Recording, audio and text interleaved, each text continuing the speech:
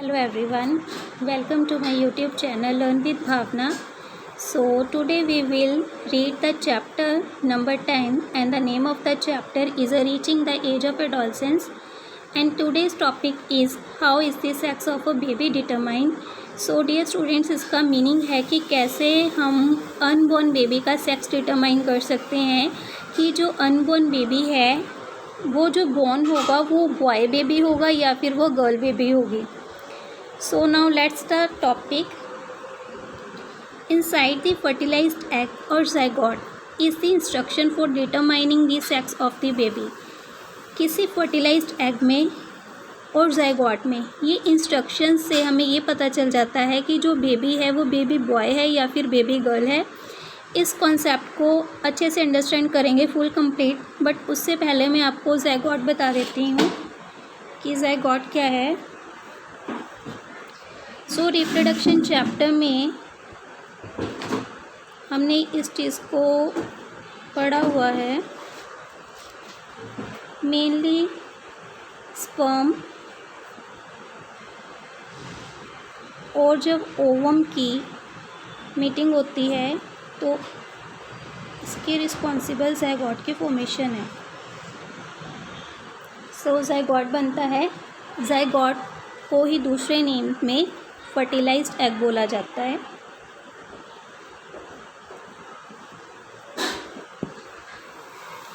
So this instruction is present in a thread like structure called chromosome in a fertilised egg. और ये instruction present होती हैं chromosome में जो कि एक थ्रेड लाइक स्ट्रक्चर है इन द फर्टिलाइज्ड एग में. सो बेसिकली क्रोमोसोम है क्या चीज़.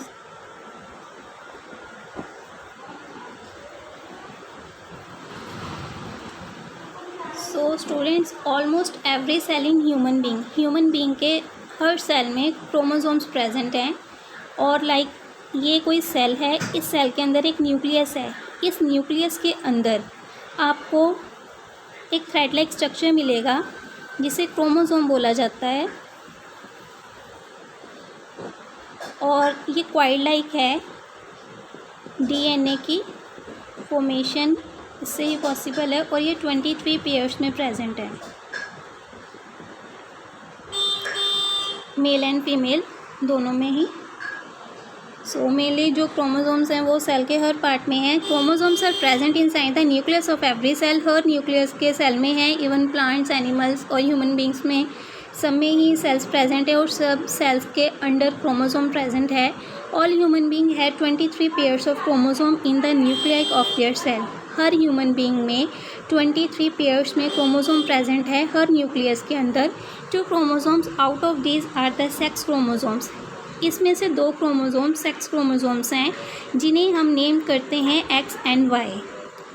अ female has 2 X chromosomes while a male has 1 X and Y chromosome.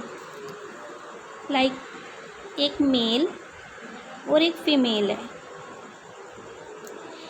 इसकी अंडरस्टैंडिंग स्टूडेंट्स आपको मैट्रिक के थ्रू ईज़िली अंडरस्टैंड होता है ये कॉन्सेप्ट. लाइक जैसे मेल है, इसमें 2 क्रोमोसोम प्रेजेंट हैं, दोनों ही डिफरेंट हैं.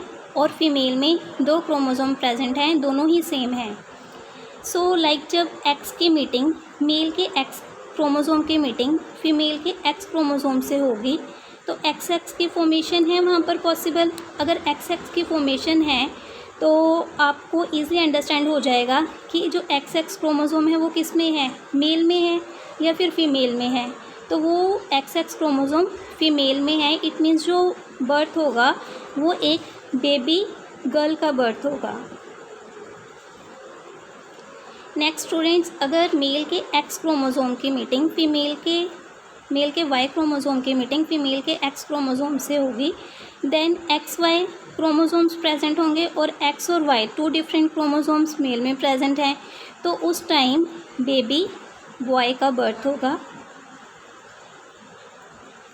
देन एक्स क्रोमोसोम की मीटिंग सेकंड अगर एक्स क्रोमोसोम से होती है then X x chromosome. Again X X किसको रिप्रेजेंट करते हैं, फीमेल को. इट मीन्स उस टाइम भी बेबी गर्ल का बर्थ है अगेन अगर वाई क्रोमोज़ोम फीमेल के एक्स क्रोमोज़ोम से मीट करते हैं तो एक्स वाई क्रोमोज़ोम है, तो उस टाइम बेबी बॉय का बर्थ पॉसिबल है। पॉसिबल मीन्स बेबी बॉय का बर्थ ही होगा। सो एक मिथ है, the believe that the mother is responsible for the sex of a baby is completely wrong. ये बोला जाता है मेनली कि जो बेबी बॉर्न होने वाला है कि जो वो बेबी बॉय होगा या फिर बेबी गर्ल होगी वो कम्प्लीटली एक वुमेन पर डिपेंड है, फीमेल पर डिपेंड है, जो कि काफ़ी कम्प्लीटली रॉन्ग कॉन्सेप्ट है।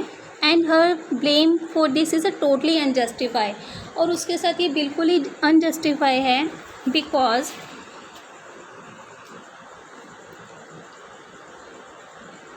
फीमेल में तो है ही एक्स क्रोमोसोम्स, मेल में एक्स वाई क्रोमोसोम्स हैं। तो जो बेबी का बर्थ है बेबी बॉय होगा या फिर बेबी गर्ल होगी, तो इस चीज़ के लिए रिस्पॉन्सिबल मेल है, मीन्स मेल पार्टनर इस चीज़ के लिए रिस्पॉन्सिबल है। बट ये काफ़ी रॉन्ग बिलीफ है कि इसके लिए फीमेल को बोला जाता है हमेशा ही।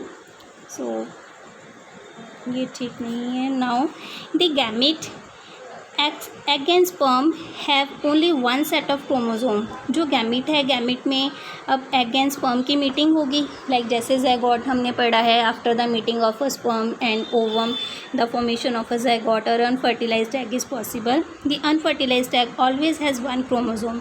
अनफर्टिलाइज्ड एग में हमेशा ही एक क्रोमोसोम है। But sperms are to kind, but sperms में दो तरह के क्रोमोसोम है, X and Y. One kind has X chromosomes and other kind has a Y chromosome.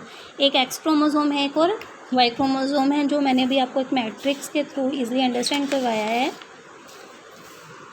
When a sperm containing X chromosome fertilize the egg, the zygote would have two X chromosomes and develop into a female child.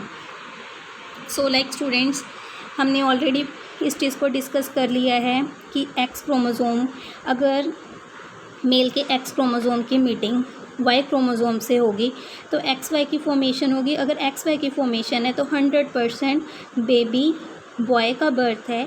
अगर x की meeting x chromosome से होगी तो x की formation होगी। It means वहाँ पर जो बर्थ होगा वो बेबी गर्ल का होगा। So if the sperm contribute a Y chromosomes to the egg ovum at fertilization, the zygote would develop into a male child. और जो ओवम की फॉर्मेशन होगी तो फर्टिलाइजेशन के थ्रू उसमें जो डेवलप होगा बेबी, तो वो एक बॉय चाइल्ड या मेल चाइल्ड की फॉर्मेशन वहाँ पर रिस्पॉन्सिबल है। तो उस टाइम बेबी बॉय का बर्थ होगा।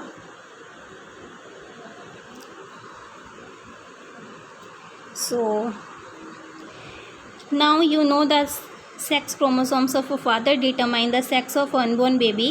So इसीलिए ये बोला मतलब साइंटिफिकली ये चीज़ प्रूव है कि जो सेक्स क्रोमोसोम्स के अकॉर्डिंग जो अनबोर्न बेबी है उसका जो सेक्स है वो टोटली ही फादर के ऊपर रिस्पॉन्सिबल है कि जो बर्थ होना है वो बेबी बॉय का बर्थ होना है या फिर बेबी गर्ल का बर्थ होना है। The believe that the mother is responsible for the sex of a baby is completely wrong.